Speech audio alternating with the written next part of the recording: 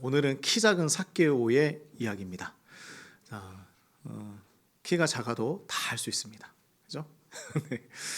오늘 말씀은 내려오라 나에게 오라라는 제목으로 함께 말씀을 나누고자 합니다. 내려오라 나에게 오라. 우리 사랑하는 성도님들, 우리가 살아가면서 많이 듣는 이야기가 있어요. 근데 이 이야기는 시간이 지나면 지날수록, 나이가 많아지면 많아질수록 듣는 이야기입니다. 요즘 참 얼굴 보기 힘드네요. 많이 들어보셨습니까? 한번 보고 싶습니다. 한번 뵙고 싶습니다. 제가 찾아가겠습니다. 근데 실질적으로 찾아오는 사람 있어요? 네. 정말 그 시간이 걸리고 한번 이렇게 만나기가 어려운 사람들이 있죠. 네. 우리가 한번 꼭 보고 싶습니다. 이렇게 이야기를 하더라도 시간이 많이 지나야 나중에서야 보게 되는 사람들이 있습니다. 이 보고 싶다라는 말보다 실제로 보는 것이 훨씬 어려운 것이죠. 시간도 맞아야 하고 때로는 용기도 필요합니다. 또 어떨 때는 상황이 허락하지 않아서 멀리서 바라보기만 하다가 돌아가는 일들도 생기죠.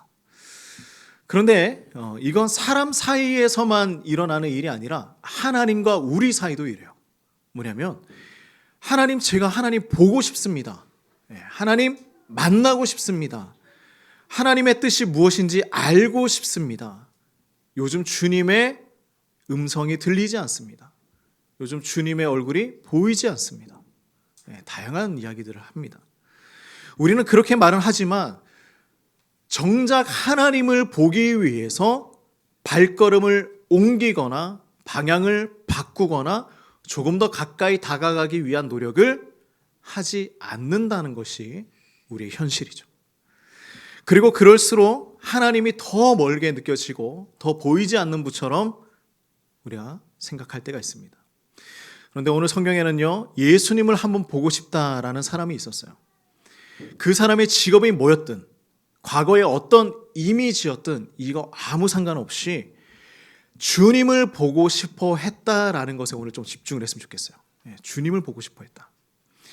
그리고 놀랍게도 그 보고 싶은 마음 하나가 이 사람의 인생 전체를 바꾸어 놓는 놀라운 일을 경험하게 됩니다. 지금 우리의 마음속에도 그러한 소박한 갈망이 있기를 간절히 원해요. 그런 마음으로 우리 말씀을 같이 보도록 하겠습니다. 1절 말씀이에요. 1절 같이 한번 읽어볼까요? 시작. 예수께서 여리고로 들어가 지나가시더라. 자, 이 본문은 아주 담백하게 시작하고 있죠. 예수님께서 여리고로 들어가서 어떻게 합니까? 지나가고 있어요. 겉으로 보기에는 그냥 단순히 동선을 이야기해 주는 것 같습니다. 예수님이 어디 갔다가 어디로 가시더라, 이렇게 볼 수 있죠. 근데 예수님께서 여리고라는 지역을 들리셨다라는 것은요, 단순한 지역을 알려주는 내용이 아니에요. 뭐냐면 이 짧은 문장 하나에 복음의 향기가 숨겨져 있습니다. 왜냐하면 이 여리고는요, 예루살렘으로 들어가기 바로 직전의 도시, 거기가 여리고였어요. 왜 예루살렘으로 가는 그 길이 중요한가?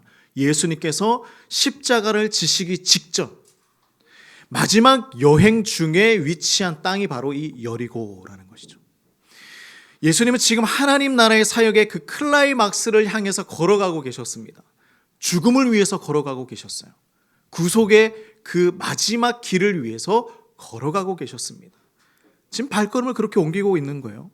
근데 그 중요한 순간에, 그 짧은 시간 안에 예수님은 그냥 빨리 지나가는 것이 아니라 그 하필이면 지역에 도착하여서 지나가고 있는데, 뭐냐면 한 사람의 삶을 멈춰 세우기 위해서 나를 멈춘 것입니다. 우리는 이 장면에서 예수님의 마음이 얼마나 섬세하고 자상하고 인격적인지를 발견해야 돼요. 이 사역의 피날레를 향해 가시는 분이 도중에 누군가를 위해서 발걸음을 멈추셨다. 얼마나 중요하겠습니까?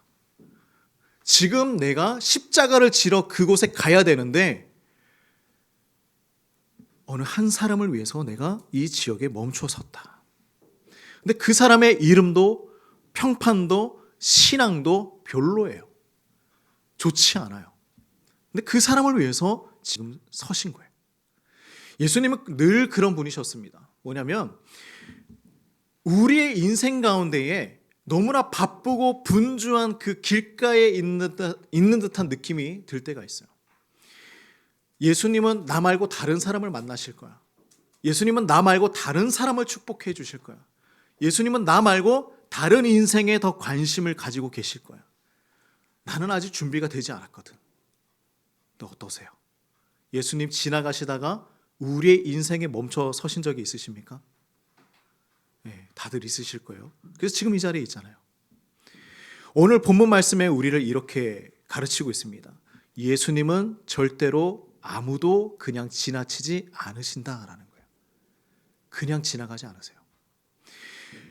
우리가 어디에 있든 얼마나 오랫동안 그 자리에 머물러 있었든 얼마나 가려져 있든 이것과는 상관이 없어요. 예수님은 그 걸음을 멈추어서 우리를 바라봐 주시고 우리를 불러봐 주신다라는 것이죠. 오늘 여리고에서 예수님은요, 그렇게 세상의 기준으로는 너무나 자격이 없어 보이는 한 사람을 위해서 지금 나아가고 있습니다. 자, 2절 말씀 함께 볼까요? 읽어봅시다. 삭개오라 이름하는 자가 있으니 세리장이요 또한 부자라. 겉으로 보면 너무나 멋진 이력서죠. 세리장이요. 장은 뭐예요? 대표라는 것이죠. 그리고 부자랍니다. 우리 다 부자 원하지 않습니까?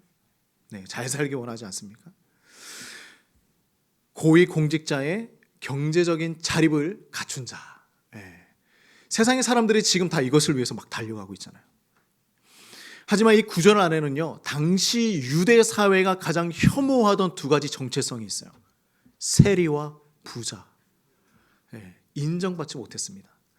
세리장, 단순히 세리였던 것이 아니라 세리들을 다스리는 책임자예요. 조직의 머리, 지역의 본부장, 이런 사람이죠. 근데 여러분, 세리가 누굽니까? 당시 유대인의 눈에는요, 세리는 자기 민족을 팔아먹은 사람이었어요. 로마의 앞잡이, 동족의 피를 빨아서 살아가는 영적인 배신자, 그게 바로 세리였어요.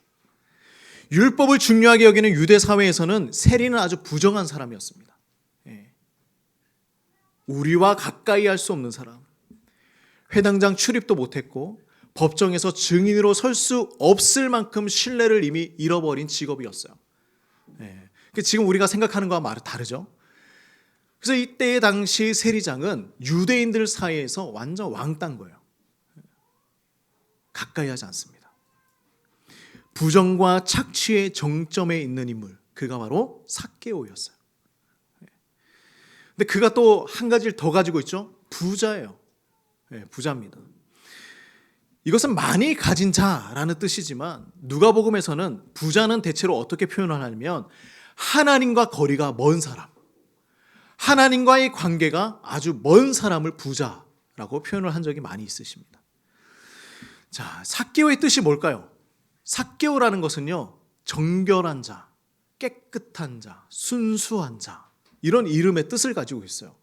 근데 지금 보세요. 전혀 다른 삶을 살아가고 있죠. 전혀 달라요. 마치 내 이름이 사랑인데, 이사랑, 김사랑, 박사랑인데 삶은 사랑이 없는 것처럼 살아가고 있는 거예요. 우리 사랑하는 성도님들, 내 이름에 걸맞는 삶을 살아가고 있으십니까? 어떠세요? 저는 주림이에요. 굶주림처럼 살아가야 합니다. 어떻습니까? 별명이 그렇다는 거죠. 숲의 주인이라는 뜻을 가지고 있습니다. 우리도 그럴 수 있어요. 물질은 있는데 평안은 없어요. 자리는 올라갔는데 예배는 메말라가요. 사람들은 성공은 이야기하지만 내 안에서는 여전히 공허함이 찾아올 수 있습니다.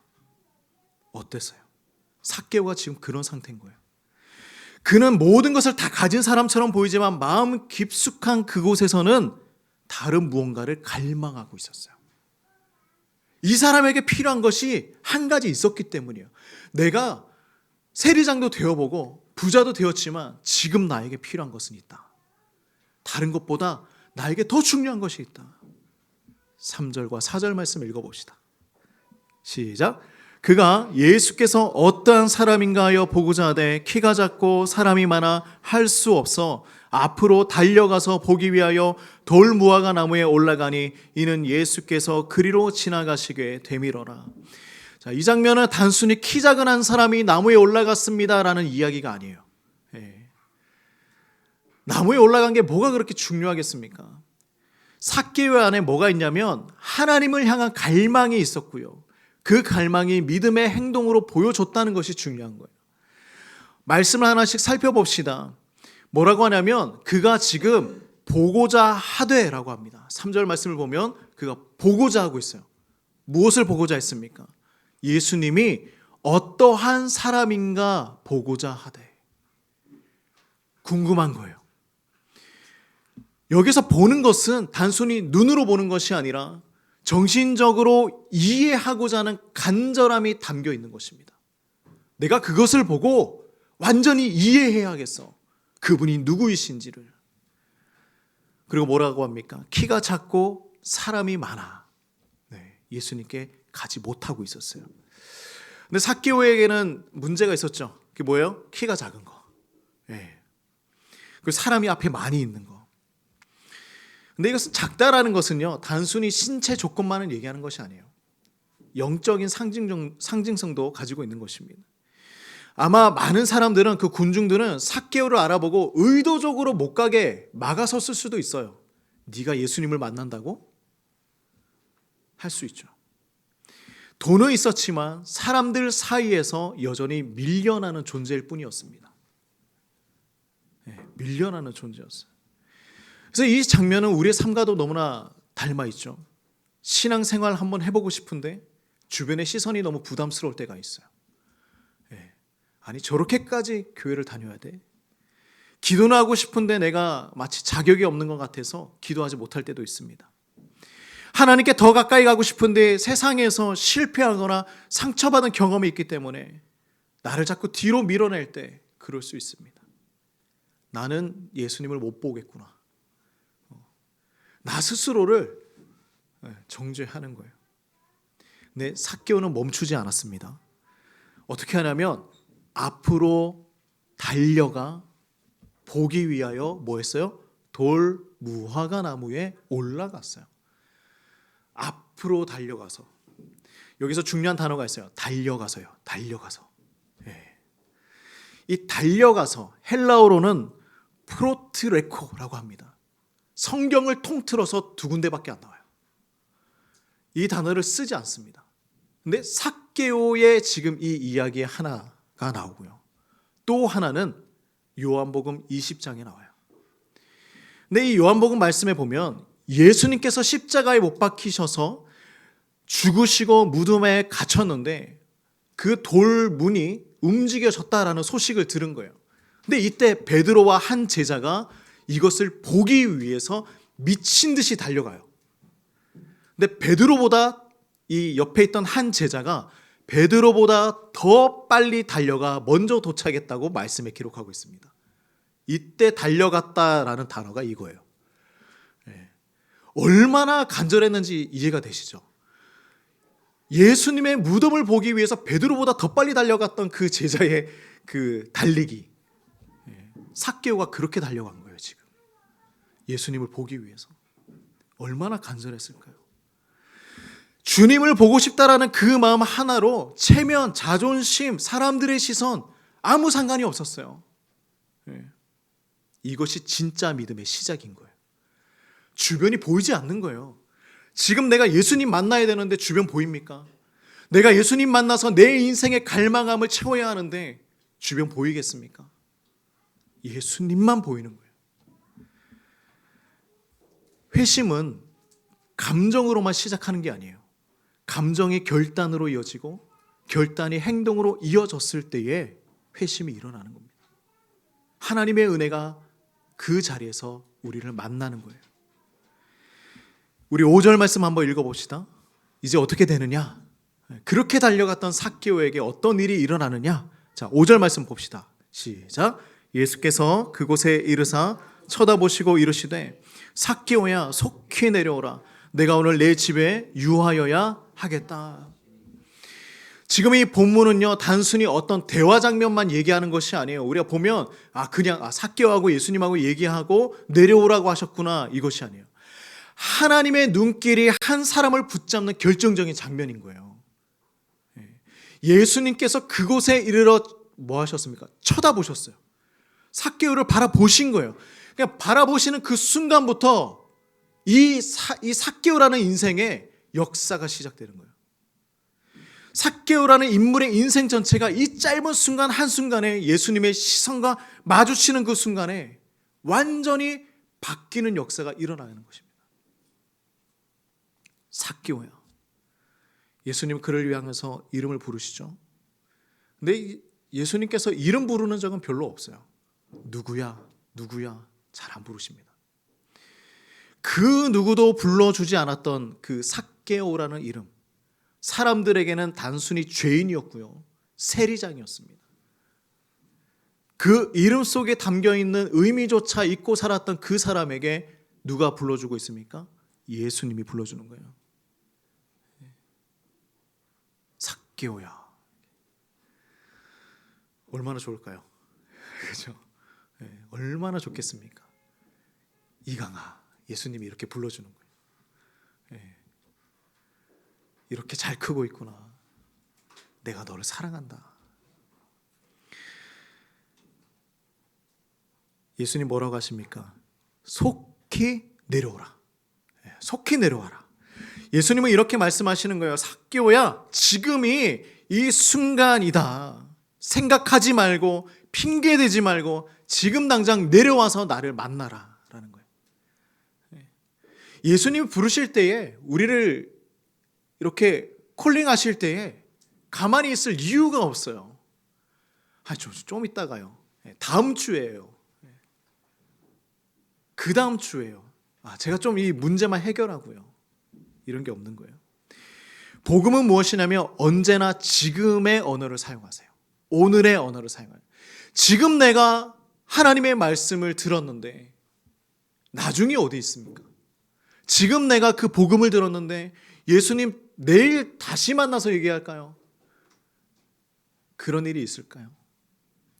하나님은 우리에게 충분히 생각하고 결정하라고 하시지 않으세요.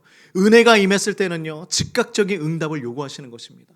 하나님의 말씀을 들었을 때, 하나님의 복음이, 하나님의 은혜가 나에게 임했을 때에 즉각적인 반응을 원하시는 거예요. 그래서 회심은 타이밍이 중요한 거예요. 하나님의 타이밍이 있어요. 은혜는 지금 이 자리에서 이 말씀을 듣고 있는 바로 우리에게 임하는 것입니다. 내가 오늘 내 집에 유하여야겠다. 주님, 저 집안 청소 좀 하고 내일 오세요. 그때면 이미 예수님은 어디가 있습니까? 예루살렘에 가 계신 거예요. 안 되는 거예요. 내가 오늘 내 집에 유하여야겠다. 삭개오야, 내가 너희 집에 머물러야 하겠다. 자, 머무르라는 것은 뭐냐면 거하다라는 의미가 되겠죠. 거하는 건 뭐예요? 내가 잠시 있다가 가는 게 아니라 너와 함께 살겠다라는 거예요. 함께 살겠다. 요한복음 15장에서 예수님 말씀하셨습니다. 내 안에 거하라, 나도 너희 안에 거하겠다. 예수님은 지금 그저 잠시 들리는 손님이 아니라 삶의 주인이 되시겠다는 예수님의 초청이에요.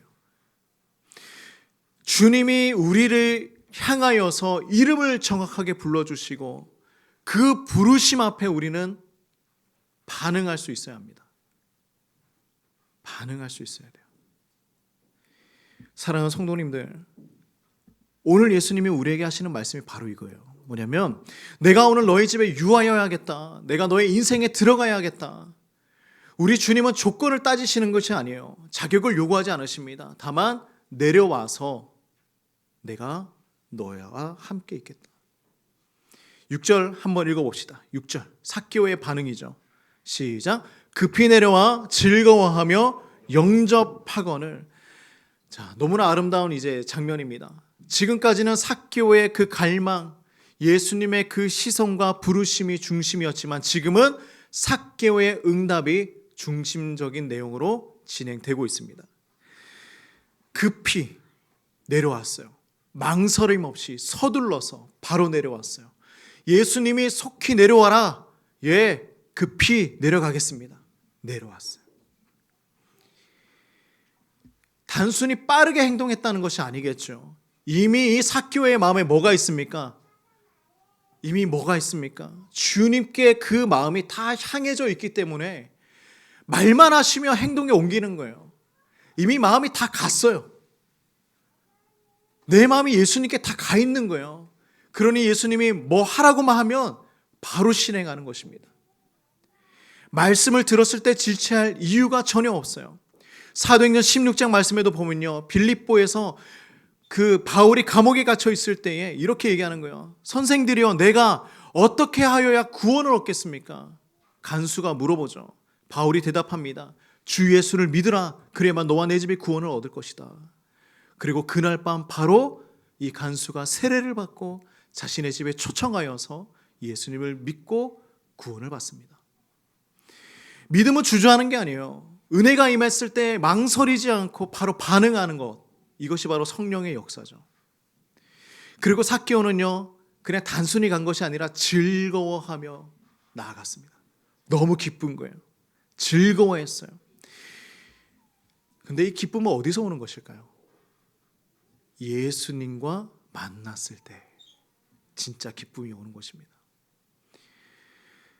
요한복음 15장 11절에 예수님은 제자들에게 이렇게 얘기합니다. 내가 이것을 너에게 이름은 내 기쁨이 너희 안에 있어 너희 기쁨을 충만하게 하려 함이다. 충만하게 하려 합니다. 기쁨은 상황에서 오는 게 아니에요. 예수님께서 주셔야 하는 것입니다. 주님께서 나에게 기쁨을 주시는 거예요. 주님의 임재에서 나오는 선물이 바로 기쁨이에요. 그래서 우리가 하나님을 만나고 신앙생활을 하는 모든 성도는요, 기쁨을 누리는 것이 목적입니다. 내가 하나님과 함께 살아가고 있는데 기쁘지 않다? 이게 좀 이상하죠.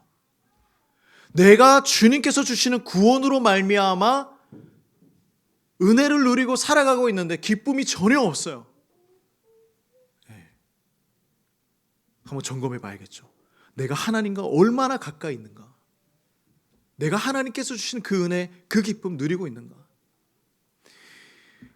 삭개오가 맛본 기쁨이 바로 이것입니다. 과거는요, 여전히 죄인의 이력을 가지고 있는 거예요. 그의 이력이 다 사라진 게 아니잖아요. 그가 지금까지 살아왔던 모습이 그대로 남아있어요.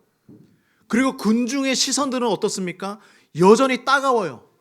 째려봐요. 저 세리장 얘기하는 거예요. 근데 지금 이 순간 삭개오는 무엇만 느끼고 있습니까? 아, 내가 예수님을 만났어. 예수님이 내 아이의 집에 들어와서 나와 함께 식사하고 내 인생에 들어와서 주인이 되어주셨어. 이것을 이야기하고 있는 거예요. 이것 하나만으로 기뻐하며 살아가고 있습니다. 마지막 단어가 있죠. 영접하거늘. 영접했어요.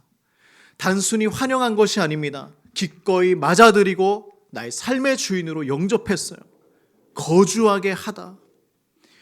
요한복음 1장 12절에 뭐라고 하십니까? 영접하는 자, 곧 그 이름을 믿는 자들에게는 하나님의 자녀가 되는 권세를 주셨다라는 것이죠. 복음의 반응은요, 감정만의 일이 아닙니다. 주님을 내 삶에 실제로 모시는 것, 그분이 나의 가정과 생각과 말과 행동의 주인이 되시게 하는 것이 바로 진짜 영접이라는 거예요. 우리 오늘 이 자리에 있는 우리 성도님들, 내가 실제로 예수님을 영접하고 싶은 마음이 있으십니까? 내 삶에 예수님이 진짜 주인이 되게끔 고백하고 싶지는 않으십니까?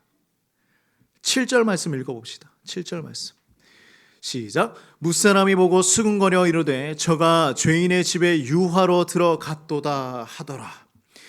자, 그런데 우리가 방금 전까지 삭개오가 기쁨으로 예수님을 영접하고 그 놀라운 은혜를 누리는 장면을 계속해서 보고 있었어요. 그런데 이 은혜로운 회심의 순간 가운데 다른 사람들이 있습니다. 완전히 반응이 달라요. 뭐 하고 있어요? 수군거려요. 수군거린다는 것은 감정 섞인 불평이 있는 거예요. 반감이에요. 비판합니다. 아니, 어떻게 저럴 수가 있지? 근데 그들이 왜 불평하고 있을까? 왜 마음에 불편함이 있었을까요? 유대 사회에서는 이 경건이라는 것은 무엇이냐면 율법을 지키고 죄인과의 거리를 두는 것이 경건이었어요. 부정한 자들과 가까이 있지 않는 것이 그들의 경건이었습니다. 하나님 앞에 신앙생활 잘한다고 생각했어요. 근데 그것이 아니었죠. 예수님은 이 틀을 완전히 깨부수고 가장 멀리 있던 자에게 가장 가까이 다가가시는 분, 예수님이셨죠. 그러니까 이걸 보고 있으니까 불편한 거예요. 내가 지금까지 해왔던 행동들, 불편한 거예요. 삭개오와 군중은 함께 있었지만 그날 이후 인생이 완전히 달라졌습니다. 삭개오는 회심의 기쁨을 경험했죠.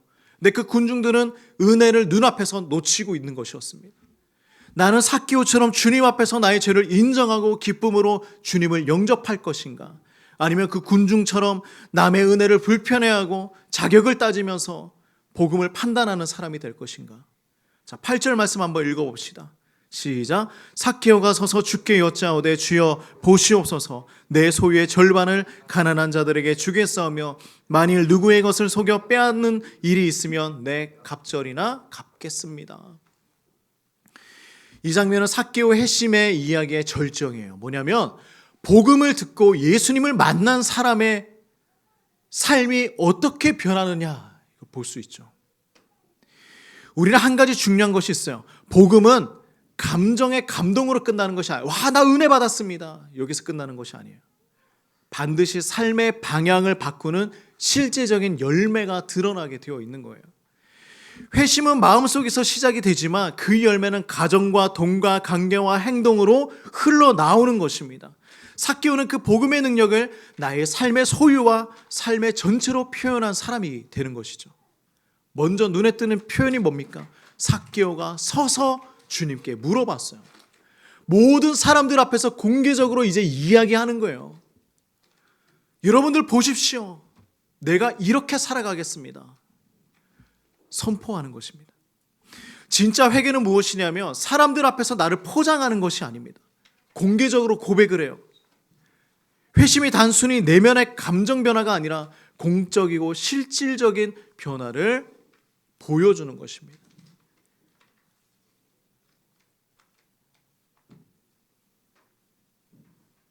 삭개오가 뭐로 갑니까? 두 가지를 얘기하죠. 첫 번째는 절반을 가난한 자들에게 나누어 주겠습니다. 내 재산의 절반을 나누어 주겠습니다. 여기서 중요한 것은 뭐냐면 이제 삭개오는 자신의 죄를 애매하게 덮지 않아요. 덮지 않습니다. 만일 그런 일이 있었으면, 이런 것이 아니에요. 절반을 가난한 자들에게 나눠준다. 아직 예수님은 아무 말씀도 하지 않았거든요. 그런데 누구의 강요도 받지 않은 그가 고백하고 있는 거예요. 자발적으로 제가 이렇게 하겠습니다. 은혜를 진짜로 경험한 사람의 자연스러운 열매죠. 두 번째는 누구의 것을 속여 빼앗은 일이 있으면 네 배로 갚겠습니다. 만일 그런 일이 있었으면,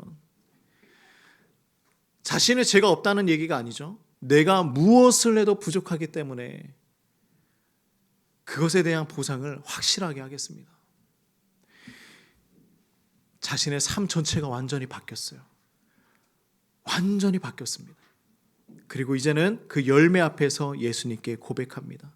자, 우리 예수님께서 이제 그를 어떻게 하시는지 봅시다. 9절과 10절이에요. 읽어봅니다.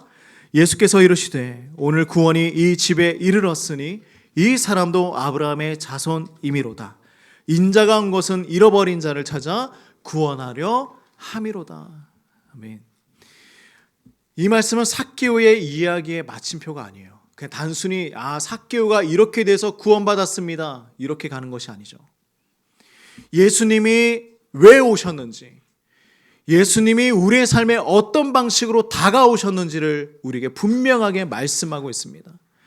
삭개오가 회개하고 나누어 줬기 때문에 구원을 얻은 것이 아니라 이미 예수님이 그 집에 온 순간부터, 예수님이 그 나무 위에 있는 삭개오를 바라본 순간부터 구원은 시작된 거예요.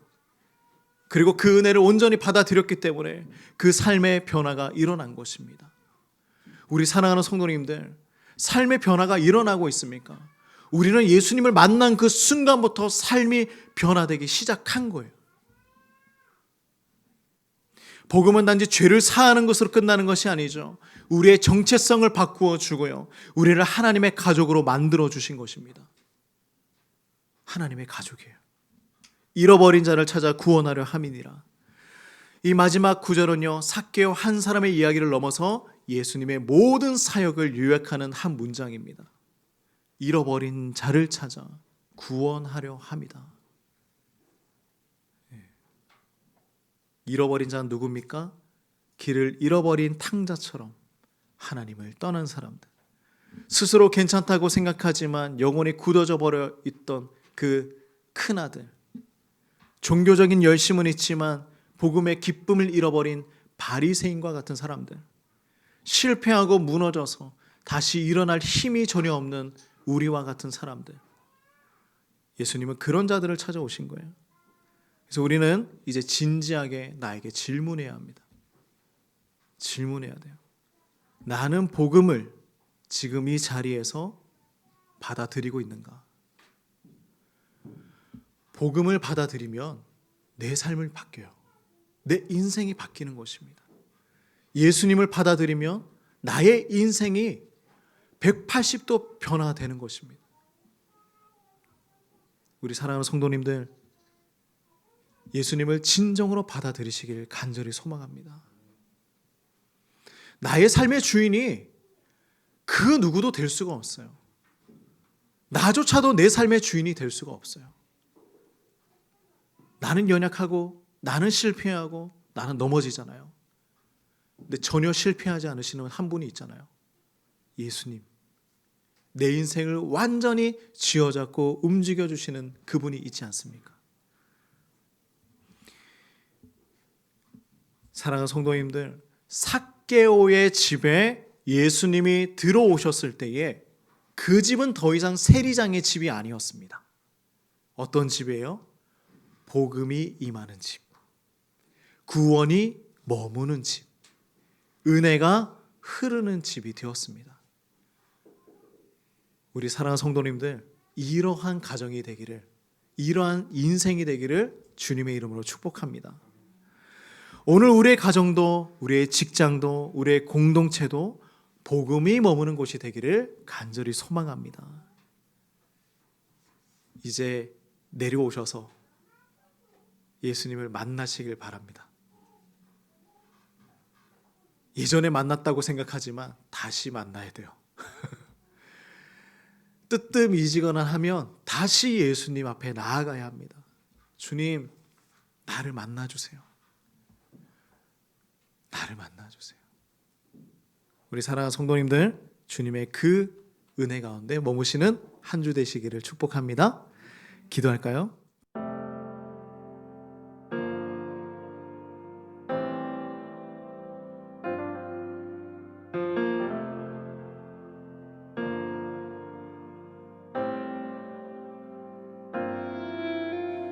우리는 하나님의 자녀,